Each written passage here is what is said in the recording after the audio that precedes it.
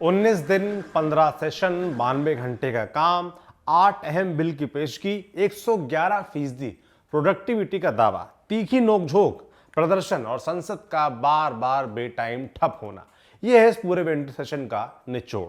सत्र में कई ऐसे वाक्य भी हुए जिनने सबका ध्यान खींचा। कभी वंदे मातरम पर पीएम मोदी बनाम प्रियंका गांधी की बहस, कभी एसआईआर पर अमित शाह बनाम राहुल गांधी की बहस, कभी नड्डा बनाम खरगे, तो एसआईआर, मनरेगा के नाम बदलने ऐसे मुद्दे जिनके कारण संसद में अंदर बाहर खूब गर्मा गर्मी बनी रही।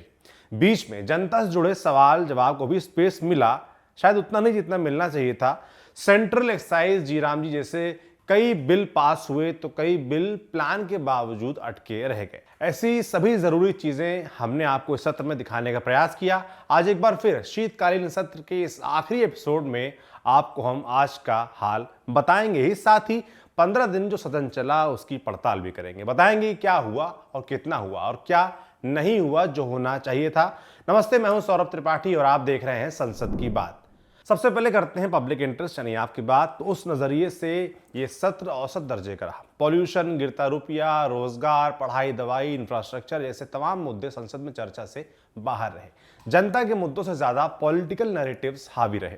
जिस प्रदूषण पर बहस का सबको इंतजार था वो भी नहीं ही हो सकी। आज आखिरी दिन, मौका था आखिरी बार, पर क्या हुआ? कुछ नहीं। आखिरी दिन का ब्यौरा देने से पहले आपको यह बताते चलें कि बीती रात मनरेगा का नाम बदलने वाले बिल के विरोध में टीएमसी सांसदों ने 12 घंटे तक धरना दिया। रात 12 बजे से शुरू हुआ धरना आज दोपहर 12 बजे तक चला। हाथ में टैगोर और गांधी के पोस्टर लिए कड़ाके की ठंड में टीएमसी सांसद बिल के विरोध में रात भर डटे रहे। कांग्रेस सांसद इमरान प्रतापगढ़ी ने बीती रात पार्लियामेंट कैंपस से एक वीडियो भी डाला और मनरेगा के विरोध का लाइव अपडेट देते हुए क्या कहा, सुनिए। मौजूदा मोदी सरकार ने मनरेगा को खत्म करने की साजिश करते हुए जो नया बिल पास किया है उसके खिलाफ पूरा अपोजिशन विरोध प्रदर्शन करता हुआ बाहर निकल आया है। हमने बिल की कापियां चेक की और उसके बाद ये समझ में आया कि ये सरकार इस देश के मजदूरों का अधिकार छीनना चाहती है। मजदूरों के लिए जो मनरेगा कानून था उसको बर्बाद करना चाहती है। इसलिए हम सारे लोग रात के 12:15 बजे, 12:18-19 हो रहे हैं और हम सब देखिए आप सैकड़ों सांसद लगातार इस मुद्दे पर लड़ रहे हैं और हम सारे लोग इस सरकार के खिलाफ 18 तारीख को भी खड़े थे और आज 19 तारीख हो चुकी है। सुबह 11 बजे से शुरू हुई संसद की कार्रवाई दूसरी तारीख होने पर समाप्त हुई और हम लोग अभी बाहर खड़े हैं। लौटते हैं आज के दिन पर। तो आज सदन शुरू होते ही खत्म हो गया। आज संसद की कार्यवाही शुरू होने के कुछ देर बाद ही अनिश्चित काल के लिए स्थगित कर दी गई। सत्र खत्म होने के बाद लोकसभा स्पीकर ओम बिरला ने सत्र का पूरा ब्यौरा दिया। क्या ब्यौरा दिया, सुन लीजिए। माननीय सदस्यगण, अब हम 18वीं लोकसभा के छठे सत्र की समाप्ति की ओर आ गए हैं। इस सत्र में हमने 15 बैठकें की।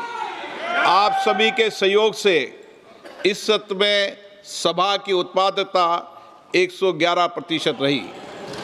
सभी माननीय सदस्यों ने देर रात्रि तक बैठकर सदन चलाने में सहयोग किया, इसके लिए मैं आपका धन्यवाद देता हूं। माननीय सदस्य, अब हम वंदे मातरम की धुन पर अपने स्थान पर खड़े हो जाएं।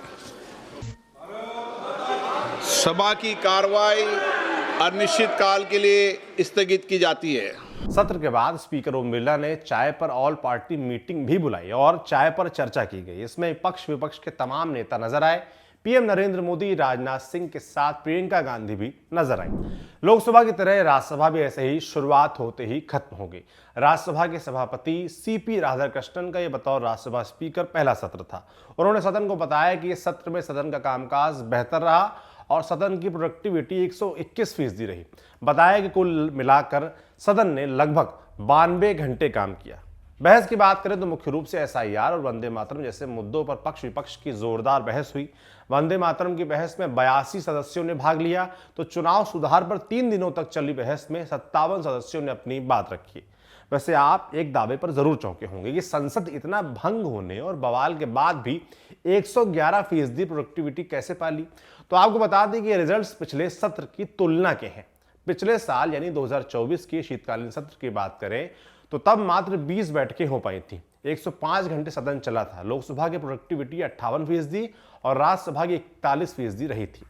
आंकड़ेबाजी के तर अब जरा बिलों की बात कर लेते हैं। संसद के इस सत्र में कुल 14 बिल पेश होने थे, जिनमें से 10 नए बिल थे, पर पेश 9 ही हो सके, जिसमें से 8 बिल पास हुए।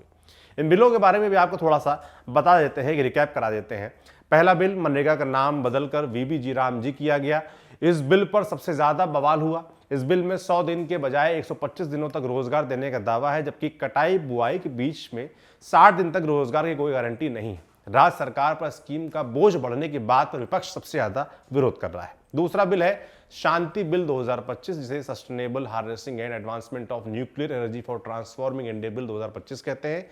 नाम है शांति, लेकिन बिल है न्यूक्लियर एनर्जी से जुड़ा हुआ। ये बिल एनर्जी के फील्ड में बड़ा कदम जरूर है, लेकिन ये सिविल परमाणु एनर्जी के लिए प्राइवेट कंपनियों के रास्ते खोलता है। इसी प्राइवेटाइजेशन को लेकर बिल का भयंकर विरोध हो रहा है। तीसरा है सबका बीमा सबकी सुरक्षा बिल 2025। इसके तहत बीमा सेक्टर में फॉरेन डायरेक्ट सीमा 74% से बढ़ाकर 100% कर दी गई है। फायदा यह बताया जा रहा है कि ज्यादा कंपनियां आएंगी, कंपटीशन बढ़ेगा और प्रीमियम सस्ता हो सकता है। चौथा है Manipur GST second amendment bill 2025। इस बिल में मणिपुर में जीएसटी से जुड़े सुधारों की चीजें शामिल है। सेशन के शुरू में ही ये बिल पास हो गया था। पांचवा है सेंट्रल एक्साइज अमेंडमेंट बिल 2025। ये बिल तंबाकू और उससे जुड़े प्रोडक्ट पर ज्यादा एक्साइज ड्यूटी लगाने के लिए है। जीएसटी कंपनसेशन सेस खत्म होने के बाद ये नया प्रावधान आया है। छठा है health security to national security bill. इस बिल का मकसद सिन गुड्स यानी तंबाकू और उससे जुड़े प्रोडक्ट्स पर एडिशनल टैक्स लगाना और उससे कमाए हुए पैसे को नेशनल सिक्योरिटी के लिए खर्च करने का है। सातवां रिपीलिंग एंड अमेंडमेंट बिल 2025। इस कानून का उद्देश्य पुराने कानूनों को खत्म या रद्द करने से जुड़ा हुआ है। आठवां है द विकसित भारत शिक्षा अधिष्ठान बिल 2025। इसका उद्देश्य कॉलेज और यूनिवर्सिटी को अधिक फ्रीडम देना और सिस्टम को पारदर्शी बनाना है। इसके तहत यूजीसी, एआईसीटीई, एनसीटीई को खत्म कर उन्हें एक ही कमीशन में जोड़ा जाएगा। इन्हीं सब बिलों को पास करवाते, विरोध करते, बहस करते ये सत्र खत्म हुआ, लेकिन कई मामले अधूरे रह गए। पॉल्यूशन पर हंगामा हुआ, तीखी नोकझोंक हुई, लेकिन कोई बिल नहीं आया, कोई रिजल्ट नहीं निकला। धुंध से घुटती सांसें और सफेद चादर से लिपटे हुए शहर कैसे जीवंत होंगे, इस पर कोई बात नहीं हुई। अरावली के जंगल, नौजवानों के मुद्दे, मध्य प्रदेश का घिरौली कोयला खनन, खेती किसानी जैसे तमाम मुद्दे बहस से बाहर दिखे। इसीलिए तो हम कह रहे हैं कि ये सत्र जनता के हिसाब से तो औसत दर्जे का ही रहा। आपको ये कैसा लगा हमें कमेंट बॉक्स में लिखकर जरूर बताएं। बाकी हम आपकी बातें ऐसे ही करते रहेंगे, आपके मुद्दे उठाते रहेंगे, आप तक संसद से लेकर सड़क की जो भी जरूरी बातें पहुंचाते रहेंगे। आज की जानकारी जुटाने में मेरी मदद की प्रत्युष रौनक ने, शूट किया है इसे मोहित ने। आप देखते रहिए न्यूज़ पिंच। शुक्रिया।